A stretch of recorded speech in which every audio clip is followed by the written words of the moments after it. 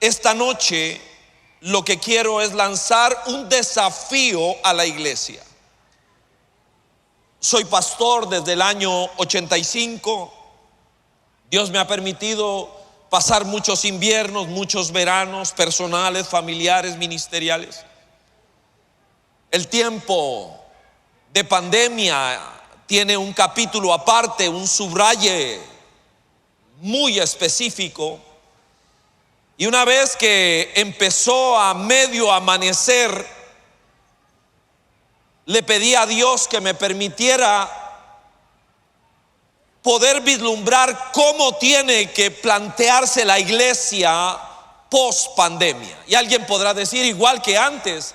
Realmente no lo creo. Creo que este tiempo particular que hemos vivido nos obliga a nosotros a tener ciertas consideraciones, ciertos elementos. Y de eso va a tratar la reflexión que yo voy a plantear durante esta noche. Vamos a hablar de la iglesia frente a una sociedad que quedó deprimida, quedó debilitada.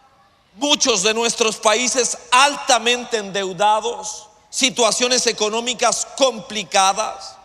Y en medio de la realidad que se ha generado, por un lado por los huracanes ideológicos y por el otro lado el impacto de esta pandemia, debo decir que vivimos tiempos apocalípticos.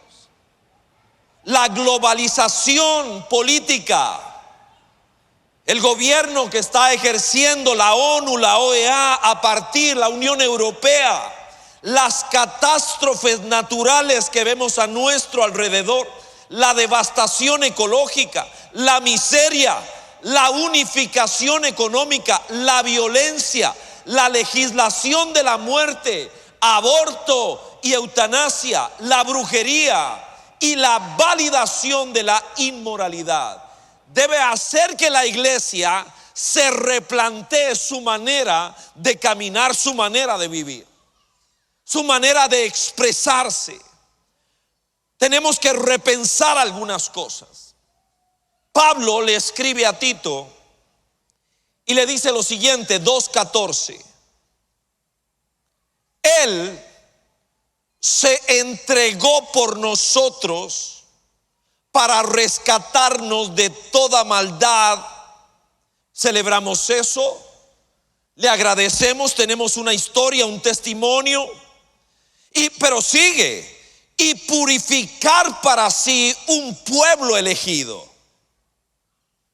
Y celebramos que Dios haya pronunciado nuestro nombre. Y luego dice, porque continúa, dedicado a expresarse, dedicado a marcar diferencia, dedicado a hacer el bien. Quiero plantear, amada iglesia, aquí y por el milagro de la tecnología allá, quiero plantear 4 conceptos de la iglesia, 4 desafíos a la iglesia en tiempos como este. Si usted es tan amable, me acompaña orando. Señor, aquí hemos estado recibiendo tu poderosa palabra. Estilos diferentes, expositores diferentes. Debo confesar que he extrañado la voz de mujer en esta conferencia. Quiero pedirte, Señor, que cada uno de quienes hemos llorado, sollozado por tu presencia, por tu gracia, ahora seamos capaces también de recibir una palabra exhortativa, porque entiendo, Señor, que estás entrando a tu templo para poner orden. Señor, ayúdanos, guíanos, desafíanos. Permite, Señor, que la sal recupere su sabor. Permite que la luz recupere su resplandor. Señor, este mundo se pudre y la iglesia es la apuesta del cielo en todos los campos. En el nombre de Jesús, Señor, a quien está aquí y a quien está allá. Creemos que nos vas a hablar una vez más por tu gracia, amor y poder, por Cristo Jesús, que así sea. Amén. Muy bien. 4 desafíos a la iglesia en este tiempo. Aquí está la primera. El primer concepto que quisiera compartir con usted es que la iglesia, como nunca antes, tiene que ser relevante, pero no tibia.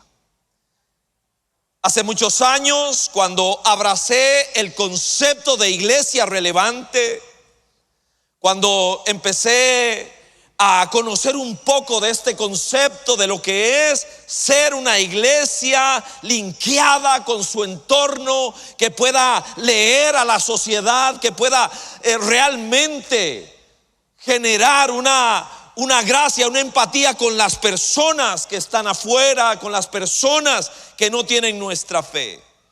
Vea lo que dice Apocalipsis capítulo 3 y verso 15. Seguramente pocos textos con tanto desafío a que podamos entender lo que significa relevancia, pero nunca tibieza. Dice 3:15 de Apocalipsis: conozco tus obras. Es Jesús hablándole a los suyos. Sé que no eres ni frío ni caliente. Le está hablando a la iglesia, a una personalidad de iglesia, a una época de iglesia. Ojalá fueras lo uno o lo otro. La interpretación histórica de este pasaje ha sido, desde mi humilde percepción, errada. Ojalá que no conocieras a Dios. Ojalá que fueras muy fervoroso. Ojalá fueras lo uno o lo otro. Dice el verso 16: por tanto, como no eres ni frío ni caliente, sino tibio, estoy por vomitarte de mi boca. Un texto fuerte, un texto dramáticamente exhortativo. Es hasta que llegamos a los elementos geográficos que rodeaban a la iglesia que recibe este mensaje, que logramos entender qué es lo que Jesús le estaba diciendo. Había cerca de aquella ciudad manantiales de agua caliente, de agua hirviente que salía. La gente acudía a esos ojos de agua para meterse en ella, y se entendía que sanaba la piel, curaba, relajaba. Eran aguas hirvientes, salutíferas. Y por otro lado estaban las fuentes de agua fría. La iglesia, objetivo de este reclamo de Dios, aprovecha la realidad de que ellos carecían de fuentes de agua termales o de fuentes de agua fría. Tenían que trasladarla, se regaba no pocas veces, se estancaba, se ponía mala, era agua inútil. A esa le llama agua tibia. Como no eres ni frío, no sabes refrescar, no sabes reaccionar, ni tampoco eres caliente, no sabes sanar, no sabes reaccionar, no eres de utilidad. Entonces eres agua tibia, no se te encuentra uso. Realmente es muy desafiante. Ojalá sanaras, ojalá refrescaras, ojalá pudiera ser de alguna utilidad. Históricamente, cuando alguien habla de relevancia, piensa que es una persona que bajó el estándar de la fe, el estándar del rigor de la fe cristiana, los valores. Eso no es cierto. La relevancia no significa diluir el evangelio. Se trata de comprender cómo interpretar, cómo comunicar, cómo conectarnos con la cultura actual. Explicar el mensaje de Cristo de una manera que la generación a la que me estoy refiriendo pueda comprenderlo. Dígame una cosa, ¿a cuántos de nosotros nos ha picado la espalda donde no alcanzamos? Exactamente en ese lugar donde uno no llega y uno se esfuerza, pero no llegas. Entonces uno viene y le dice a alguien de confianza: ráscame la espalda, ¿cierto? Ráscame. Pero por alguna razón que yo no he logrado entender, nadie rasca donde pica. Nadie. Y uno empieza, ¿se acuerda? Uno empieza para allá, para acá, y pasan cerca de la roncha, pero no le llegan a la roncha. Y es peor de la ansiedad que nos da. No, más para allá, más para acá, y las rosas le pasan al lado. Eso es trágico cuando es la iglesia la que no rasca donde pica, donde nuestra acción, nuestro discurso no está llegando exactamente donde tiene que llegar, porque no hemos llegado a leer. ¿Pasó algo aquí? No hemos llegado a leer. Ráscame.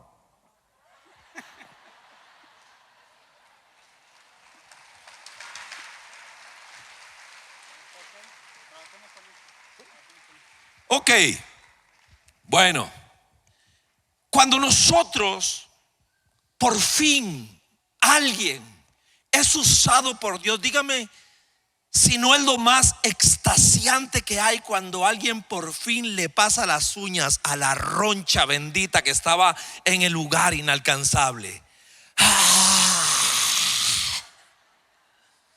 Ay, es realmente extasiante, es algo poderoso, maravilloso. Pero es realmente trágico cuando es la iglesia que no sabe detectar qué es lo que está ocurriendo, qué es lo que estoy mirando. Y entonces en discurso, en acción, nos volvemos gente que se pierde. Lo contrario a ser relevante, a no ser, a ser relevante es ser intrascendente. Lo peor que le puede pasar a una comunidad de fe es ser intrascendente. Esa realmente es una tragedia. Una iglesia que está allí y es igual que si no estuviera. Es realmente dramático. Jesús, nuestro Señor y Rey, fue absolutamente relevante. Siempre añadió valor a todas las personas. Sin la capacidad de reaccionar ante la tragedia social, la iglesia se va a convertir en un museo. Una terrible marca de la iglesia contemporánea, no pocas veces, es la indiferencia.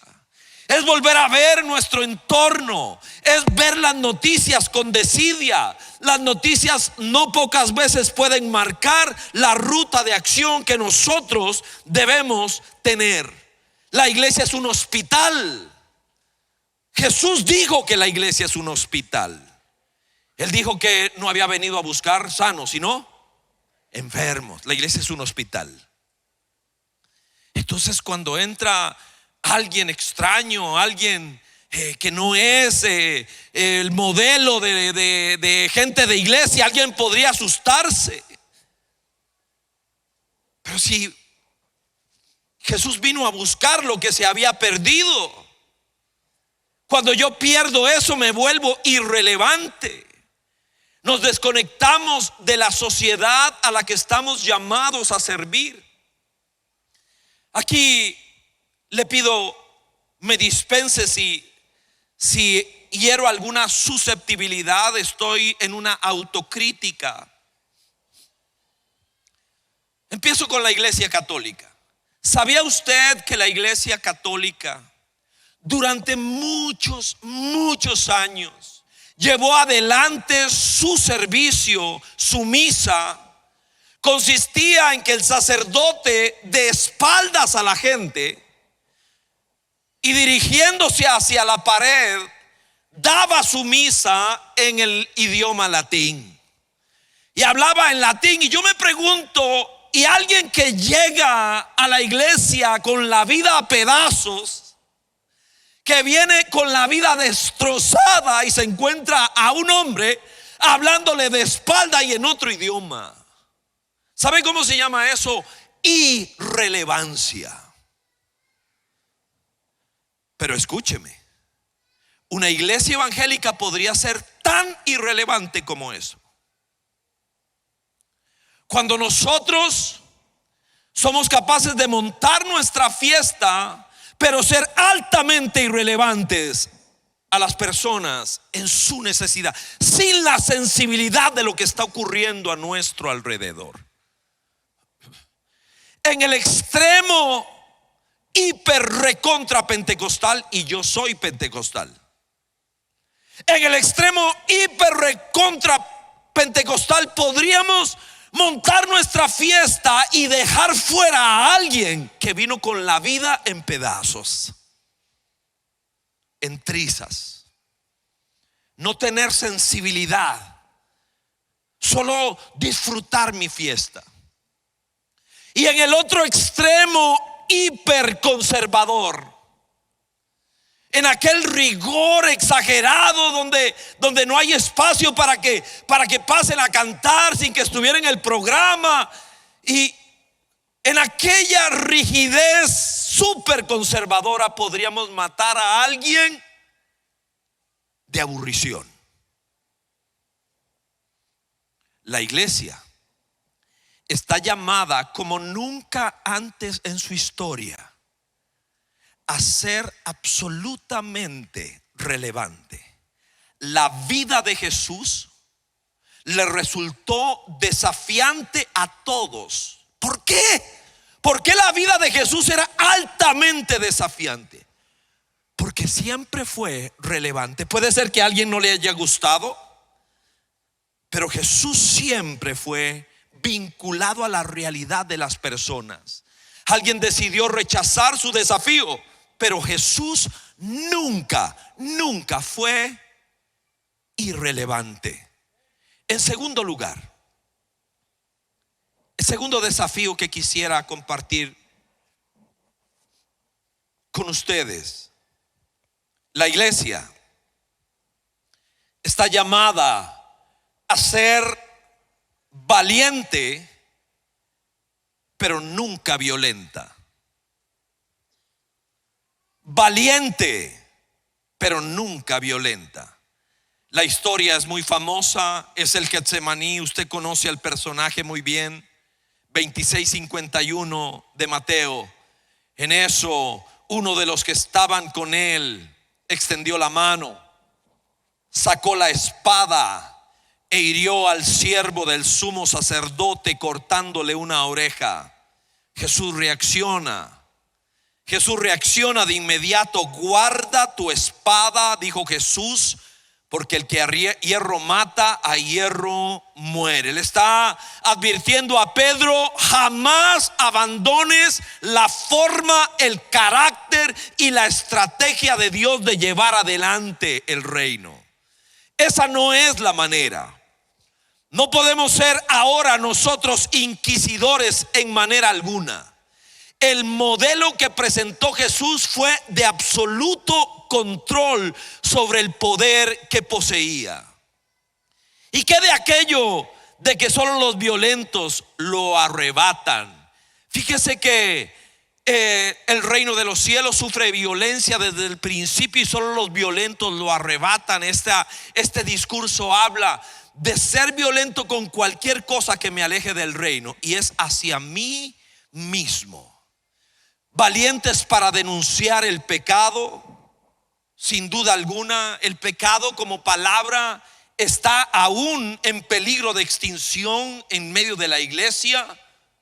Pareciera que no queremos mencionar esa palabra.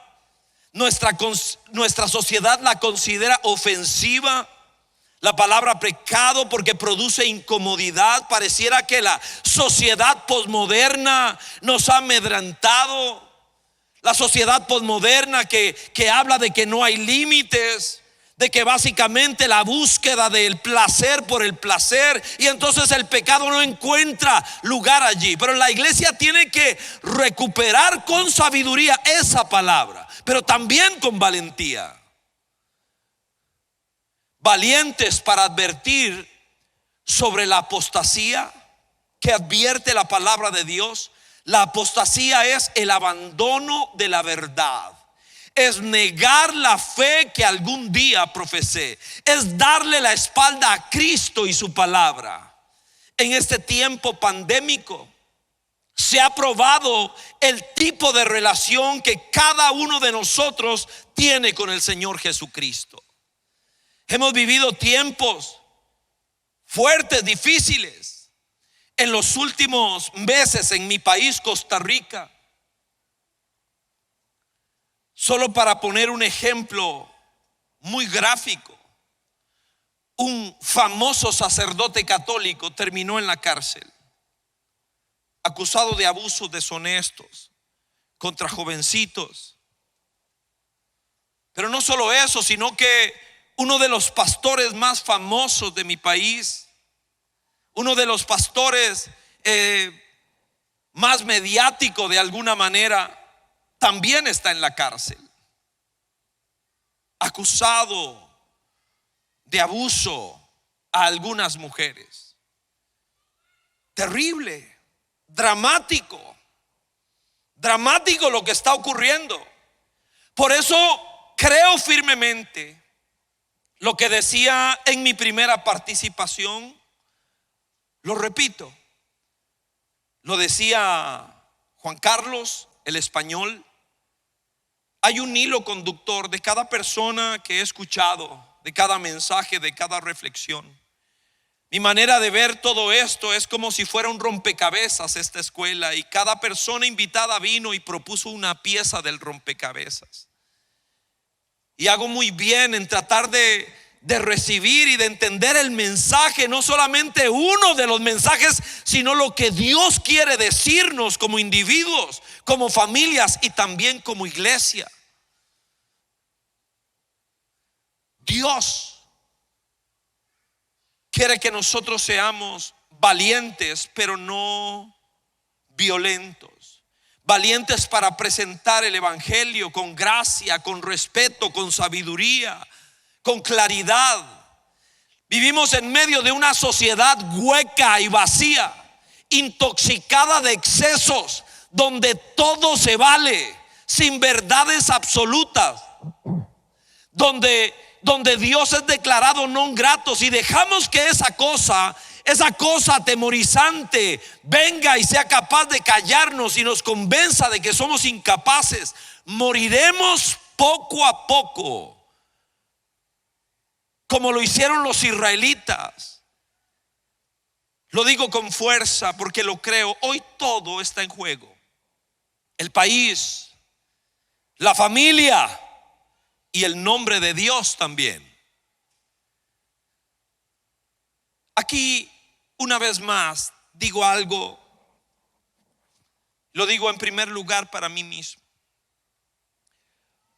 Una de las falencias de nosotros como servidores de Dios, los predicadores, pero extiendo el ejemplo un poco más a aquellos que estamos en la iglesia, que servimos en diferentes áreas, es que no pocas personas solo han aprendido a servir a Dios dentro del ámbito de la iglesia, y esa es una falencia grande.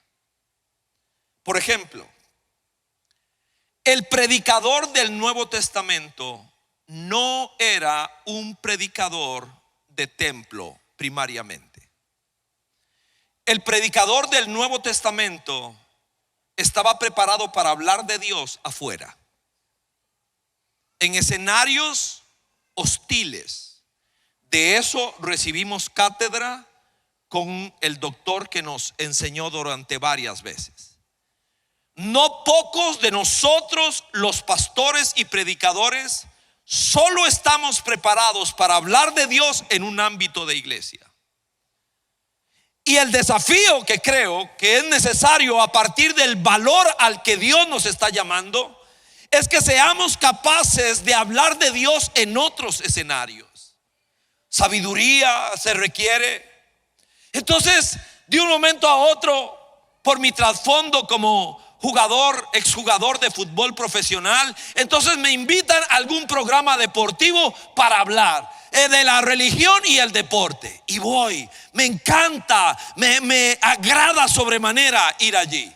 Algún día visitando nuestra iglesia en Chile, y está en un grupo de pastores y había que dar una charla en el Congreso chileno, y de un momento a otro, sin esperarlo, dicen: y creemos que el que tiene que ir a hablar allí es usted. Y de un momento a otro, al día siguiente, estoy frente a los congresistas chilenos. Y de un momento a otro, había una celebración en el Poder Judicial de mi país, los magistrados de la Corte Suprema de Justicia, y me toca a mí hablarles a ellos. Desafiante, no es un ámbito de iglesia, no hay piano, no hay coro, nada. Nos toca allí. En algún momento, hace tal vez un año, en medio de la crudeza de la pandemia, le pidieron a los directivos de la Alianza Evangélica Costarricense ir a casa presidencial. El presidente quería hablar con ellos. Yo no soy miembro de la junta directiva, soy miembro de la alianza, pero la junta me pidió que fuera con ellos. Así que les dije: no los invitaron a ustedes, no me parece que debería ir si no corresponde. Ricardo, queremos que usted vaya con nosotros. Así que termino en casa presidencial. Allí está el presidente y algunas de las personas allegadas a él, y yo voy en forma de apoyo. Habían algunas cosas que pedir y yo voy apoyando a la junta, al presidente, que le aprecio muchísimo, y a algunos de los directivos. Y de un momento a otro, al final de la reunión, cuando había habido un estira o un encoge, esto, lo otro, el presidente de la alianza me vuelve a ver y me dice: Ricardo, queremos que digas algo. Hijo, estoy ahí para apoyarlos, para ser solidario con ellos. Así que respiro profundo y digo: Señor, ¿qué crees que debería decir acá? Ilumíname, ayúdame. Así que respiro profundo. El presidente saliente, acabamos de tener elecciones, el próximo domingo es la toma de posición del nuevo presidente. El saliente ha sido una persona totalmente contraria a la iglesia, una persona hostil con la iglesia, impulsadora de toda clase de excesos, el tema de aborto, el tema de el grupo LGBT, todo el abecedario que usted conoce. Y estoy ahí. Así que vuelve a ver el presidente. Respeto la investidura, pero entiendo que me toca. Digo: solo quisiera decirles algo, señores. Yo quiero decirles que la iglesia estaba allí cuando ustedes llegaron. Y quiero que sepan que cuando ustedes se vayan, la iglesia va a seguir allí. Y le voy a explicar por qué, señor presidente. Porque el que la sostiene se llama Jesucristo. Y toda casa fundada sobre la roca no se cae. Y yo recuerdo que se quedó así como mirando para todos lados. Mire, hay ocasiones que serán solo segundos, solo momentos. Dios está desafiando a su iglesia a otra cosa. Número 3. En tercer lugar,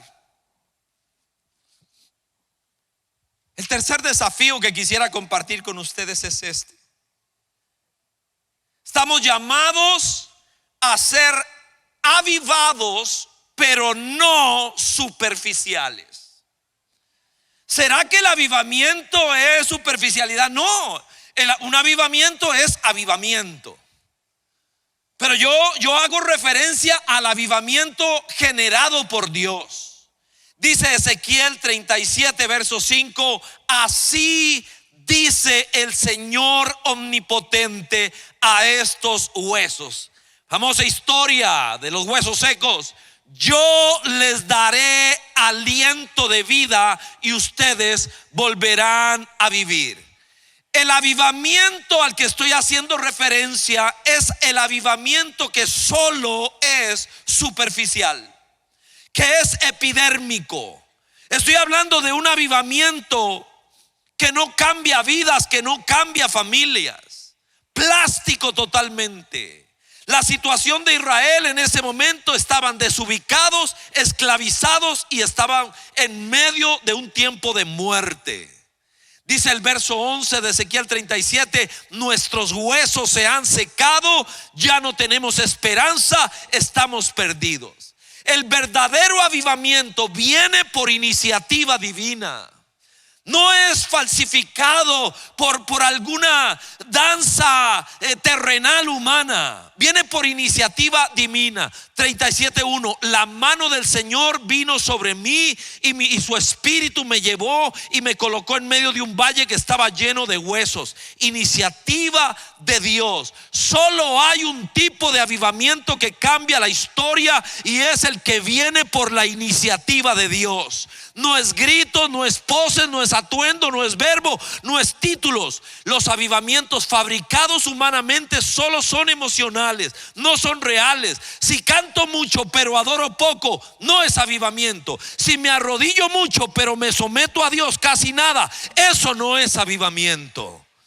Algún día, en medio de un movimiento fuerte de parte de Dios, allá en Costa Rica, me tocó estar en una iglesia de un amigo, y me acuerdo que de un momento a otro se empezó a caer la gente.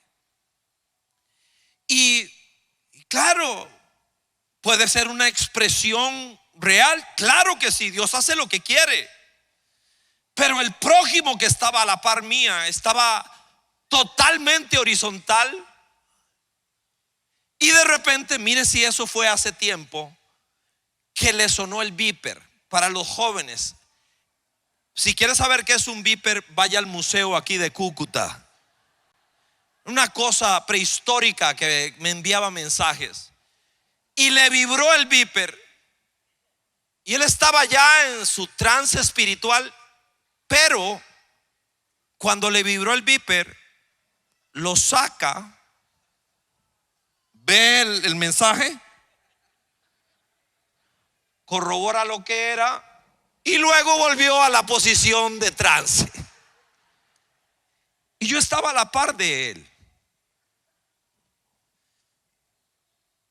preguntándome, yo sé lo que es una vivencia real con Dios, y también sé cuando algo que he hecho no correspondió al mover de Dios. Este es un tiempo. Mire, yo quiero todo lo que Dios tenga para mí, lo quiero todo, pero quiero que sea real, genuino, legítimo, real. Yo lo quiero todo el paquete lo quiero. Mi bautismo en el Espíritu Santo no ocurrió en una iglesia. Estoy empezando en las cosas de Dios allá finales del año 81, dando mis primeros pasos en la fe cristiana. Estoy enfogonado, me siento de primero, digo que sí a todo hoy, me trago la Biblia todos los días, tengo hambre de Dios. En ese tiempo, otro elemento prehistórico, yo escuchaba un cassette, lo tenía gastado. Si usted quiere saber qué es un cassette, vaya también al museo de Cúcuta. Ahí eran unas cosas cuadraditas con una cinta ahí.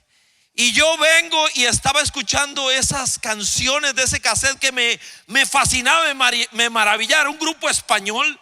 Y recuerdo que venía en el pequeño carro que tenía, un pickup celeste Datsun, y venía cantando acerca del Espíritu Santo. Ven Espíritu Santo, ven Padre de la eternidad, ven Padre de los pobres, ven dador de la gracia. Yo venía cantando pero esgalillado con todo mi corazón, ven Espíritu Santo. Y de repente, no en una iglesia, no en un servicio de avivamiento, ahí en el carro manejando, llegó la presencia del Espíritu Santo a mi vida por primera vez. Entró pero como un rayo ahí en mi carro, y yo empecé a llorar y a gritarle a Dios. Le decía cosas que no entendía, adoraba a Dios, le exaltaba, le decía, le pedía, le daba gracias, le pedía perdón. Era una vivencia poderosa, extraordinaria, maravillosa. Nadie tuvo que ejercer sobre mí. Fue una vivencia personal en ese momento. ¿Puede ser que alguien sea usado por Dios para que yo reciba? Claro que sí. La vivencia de Dios conmigo fue así. La que Él quiso que yo viviera fue así, extraordinaria, poderosa, maravillosa. No manejé más. Volví del éxtasis frente a mi casa, la casa de mis padres. ¿Qué está pasando? Entré donde mi papá, mi mamá, a contarles lo que me estaba pasando. Se quedaban viéndome extraño. Yo quiero todo lo que Dios tenga para mí, pero quiero que sea de verdad. Quiero que sea real. Lo quiero todo lo que Él tenga para mí. Lo quiero en el tiempo de Dios. Ezequiel 1:1 dice: en el día quinto del mes cuarto del año 30. Una puntualidad de Dios. Entiendo que el verdadero avivamiento no solo cuenta con el tiempo de Dios, sino con la palabra de Dios. Ezequiel 37:4: huesos secos, escuchen la palabra del Señor. El verdadero avivamiento viene por el poder de Dios. Ezequiel 37:5: así dice el Señor omnipotente. El Señor Jesucristo es el gestor de la pasión más poderosa que existe. El avivamiento no debe ser solo emocional, debe ser algo absolutamente integral. La superficialidad a la que hacía referencia en el subtítulo se ve reflejada por la falta de perseverancia, por un cristianismo intermitente, por la carencia de compromiso, por gente presa de las emociones, permanentemente en círculos viciosos. El verdadero avivamiento rompe los círculos viciosos y nos mete en círculos virtuosos, donde realmente empiezan a ocurrir cosas extraordinarias en nuestra vida. Los verdaderos avivamientos cambian las historias. Necesitamos un avivamiento respaldado por arrepentimiento, un avivamiento de santidad antes que de legalismo, un avivamiento de gente que anda en el Espíritu, no solamente se cae en el Espíritu. Un avivamiento que derrumba egos inflados y genera verdadera humildad. Debe ser de carácter, de integridad y de orden. Que Dios nos ayude a ser gente avivada realmente, genuinamente, no epidérmicamente. Y por último, mi último concepto: nosotros necesitamos ser gente con identidad, pero no orgullosa. Tener la identidad como cristianos, pero realmente administrar con toda humildad la gracia que nos ha sido dada. Históricamente, en los 40 años que tengo de navegar en ámbitos eclesiásticos, ¿sabe qué interesante? Que yo nunca he visto que alguno de nosotros haya sido disciplinado por orgulloso. Y realmente me impresiona mucho, porque el orgullo no le gusta a Dios, y no tengo que probárselo. reacciona a Dios de una manera fuerte en contra del ego inflado. Dice Primera de Timoteo 3:15: si me retraso, sepas cómo hay que portarse en la casa de Dios. Hay una conducta, hay una manera de administrar la bendición de Dios en nuestra vida, que es la iglesia del Dios viviente, columna y fundamento de la verdad. Yo nunca debo olvidar mi identidad en Dios. Saber quién soy determina lo que hago y cómo lo hago. Cuando hablo de identidad, me refiero a la identidad de la iglesia. Alguna vez escuché la historia que alguien contó de un huevo de águila que terminó en un gallinero. Y de un momento a otro nacen los polluelos de gallina, pero también ahí se abre el huevo de águila y un aguilucho sale. Y el aguilucho empieza a aprender cómo caminan las gallinas. Las gallinas tienen una manera de caminar particular, mueven el cuello, ¿ha visto? Que caminan así, y cuando van a comer algo, rascan, se echan para atrás a ver si hay una lombriz ahí. Y el aguilucho aprendió a caminar como gallina, a comer lombrices como gallina. El aguilucho aprendió a comportarse como una gallina, pero no era una gallina. Yo creo que muchos de nosotros necesitamos recuperar nuestra identidad dada por Dios, porque Dios no nos mandó a comer lombrices, nos mandó a volar alto y a surcar grandes distancias en su nombre. Y Dios quiere que nosotros recuperemos nuestra identidad en Jesucristo.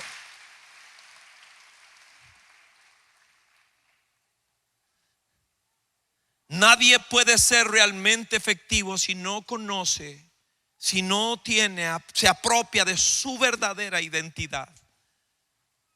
Pareciera que muchos de nosotros hemos tratado de agarrar la identidad de nuestro entorno, no entendiendo el dibujo que ha hecho Dios dentro de nosotros de quienes somos. Errores clásicos de la identidad de la iglesia. Tiene complejo de edificio. Hablamos de la iglesia como si fueran paredes. Otro complejo de religión. Hablamos de nosotros como si fuéramos una religión. Se hablaba de fundamento de la verdad. Nosotros necesitamos identificarnos con el dueño y señor de la iglesia, aquel que dijo: mi iglesia, Jesucristo. Identificados con su vocación a ser discípulos, identificados con su palabra, enseñándoles a hacer todo lo que yo les he dicho.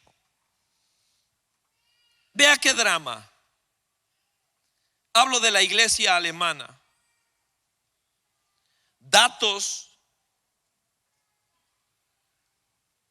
actuales, relevantes. Básicamente decía el reportaje que encontré al respecto. En Alemania, católicos y evangélicos venden sus templos. Interesante. Un mismo mal aqueja a protestantes y católicos en Alemania. Intentan vender a cualquier precio numerosos templos que han quedado sin fieles. Por ejemplo, en la localidad de Loitz, el precio de una iglesia construida en el siglo pasado es 20,000 euros.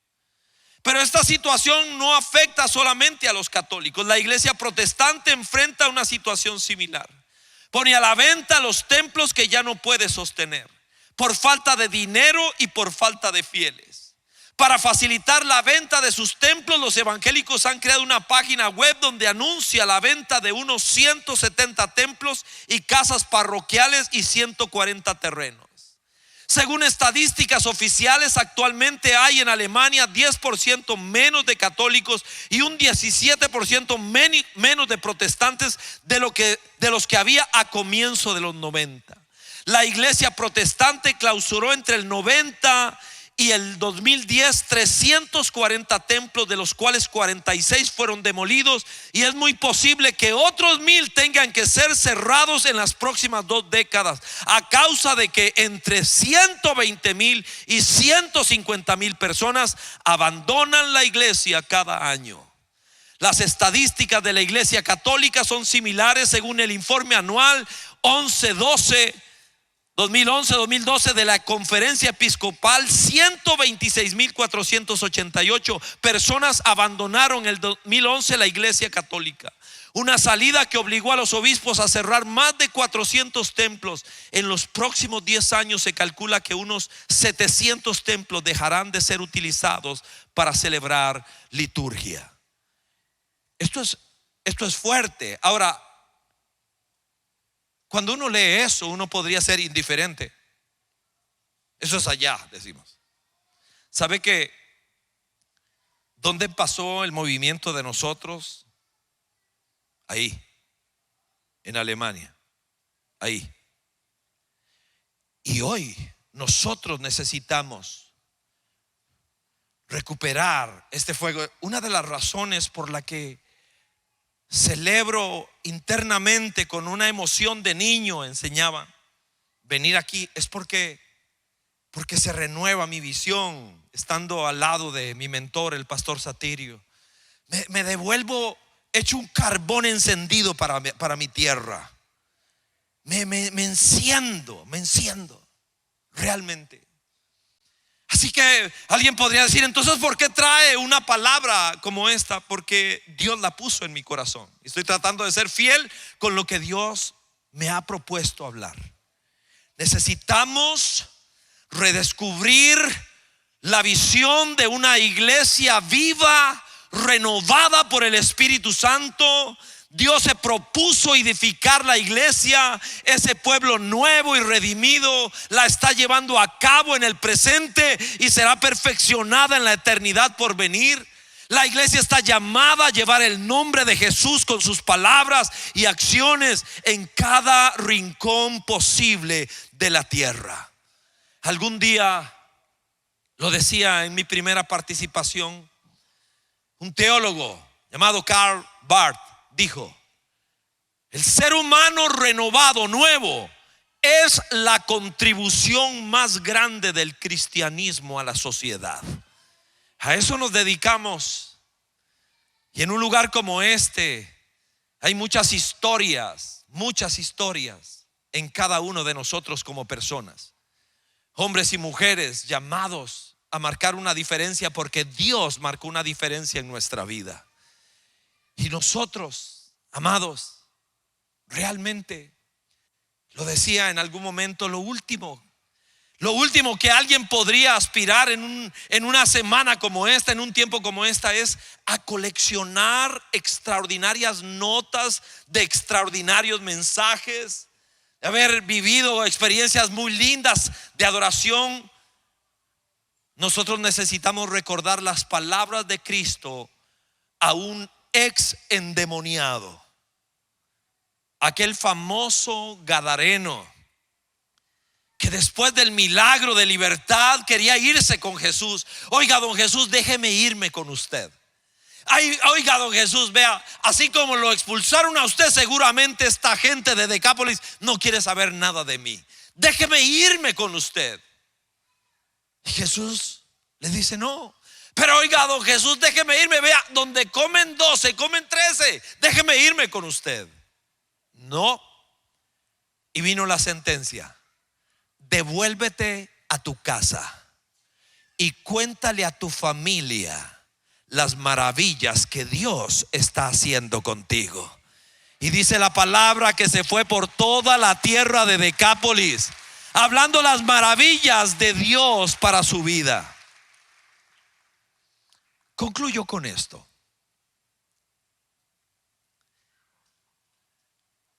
La carencia, la pobreza, la tristeza, el temor, un papá alcohólico en su momento, una mamá muy codependiente, la ausencia de ellos cuando se fueron a vivir a Estados Unidos, mucha pobreza, mucho dolor, sensaciones de hambre en algún momento. Le agradezco a Dios que nunca me acosté con hambre. Él no lo permitió, pero estuvo cerca. La sensación, no había que comer en algún momento. Y me acuerdo que en medio de todo eso, siendo un niño, por alguna razón que yo no entendía, yo me iba a un parque que estaba cercano ahí. Y yo llegaba a ese parque y hacía algo extraño. Yo me subía a un árbol. Me subía a ese árbol y ahí me quedaba. Y me acuerdo que algún día me pillé a mí mismo mintiéndole a alguien, porque estaba subido en el árbol de noche y alguien del barrio pasó y me dijo: Ricky, ¿qué estás haciendo ahí? Y yo, y alguna cosa dije, porque no sabía por qué me subía. Lo llegué a entender mucho tiempo después.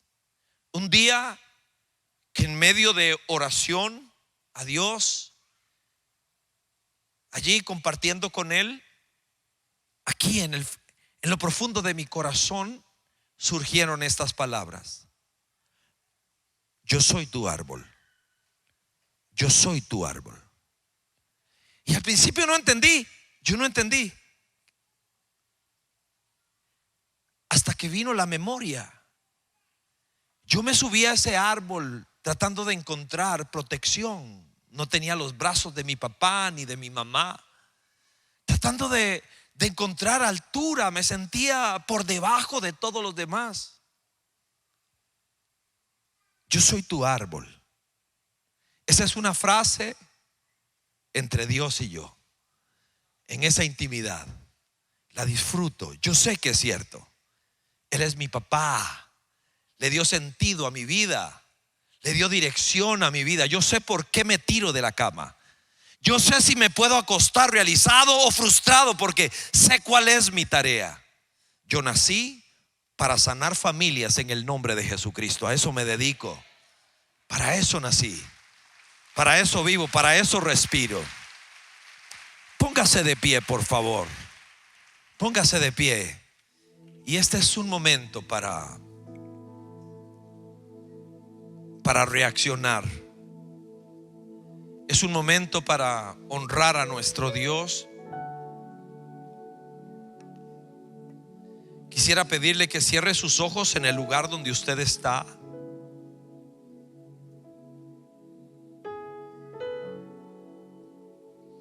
Yo no sé usted, yo he tenido que subirme a mi árbol en Dios prácticamente al final de cada una de las reuniones en las que he asistido.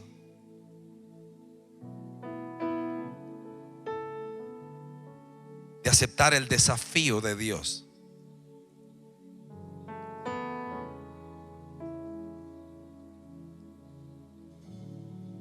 Me ha llegado a doler la cabeza de tantas lágrimas derramadas en este altar.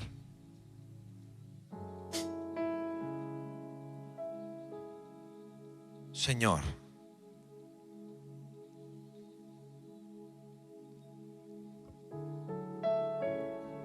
tengo la imagen vívida mientras me traían del hotel aquí. La señora tocó la ventana ofreciendo un dulce.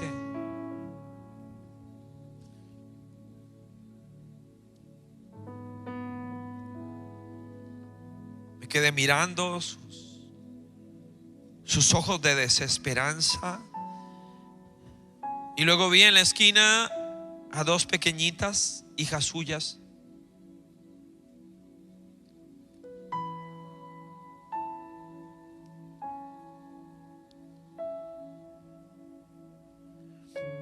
Señor, yo soy responsable por lo que pase allá en mi tierra, en Coronado.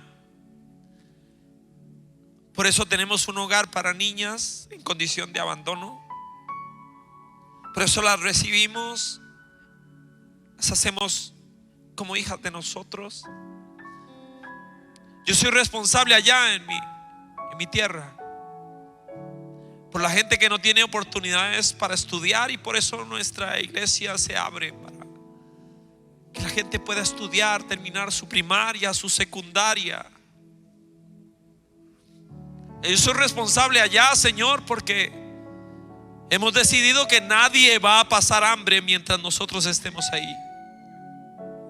Y yo sé todo lo que esta casa hace, yo lo sé. Así que quizás suene atrevido, pero perdona nuestra indiferencia, Señor. Perdona nuestra indiferencia. Perdona si en algún momento nos hemos encandilado con la fiesta y no tenemos corazón para la gente que la está pasando mal. Perdónanos. Perdónanos, Señor. Nos has hablado fuerte. Nos has dicho aquí que el fuego de Dios puede consumirme si me volví un artista de esto. Nos has hablado de volver a llorar como niños.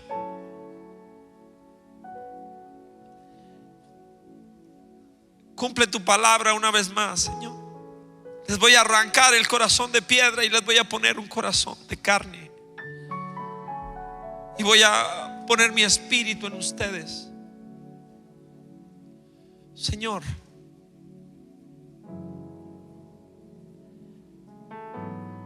agradezco el poder ver a un hijo tuyo, a un siervo tuyo,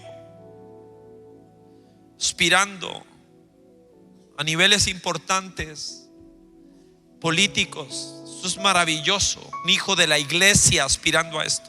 Lo agradezco. Mas nuestra confianza, nuestra esperanza, la mayor, la absoluta, está mucho más alto que en una silla presidencial. Estamos con Isaías. Cuando un rey se murió, vi yo al Señor sentado en un trono alto, sublime, sus faldas llenaban el templo. Señor, usa a tus hijos donde los tienes, en eminencia política, en eminencia empresarial. Gracias por el ejemplo que esta casa desafiantemente hace. Pero la puesta del cielo es la iglesia. La puesta del cielo somos nosotros. Señor, yo te ruego, Señor,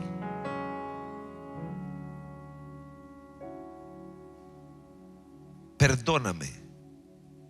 Me arrepiento de mi irrelevancia e indiferencia. Me arrepiento, Señor, de que no he sido lo valiente que el señor Milton nos decía debemos ser. No lo he sido. Perdona, Señor, que me he conformado con muy poco de lo que tú me quieres dar, y me has querido avivar a niveles muchísimo más allá de los que alguna vez he permitido, y me he convertido no pocas veces en alguien superficial. Y quiero pedirte, Señor, hazme saber que soy un hijo tuyo, que tengo tu identidad impregnada en mi vida. Soy un hijo de Dios.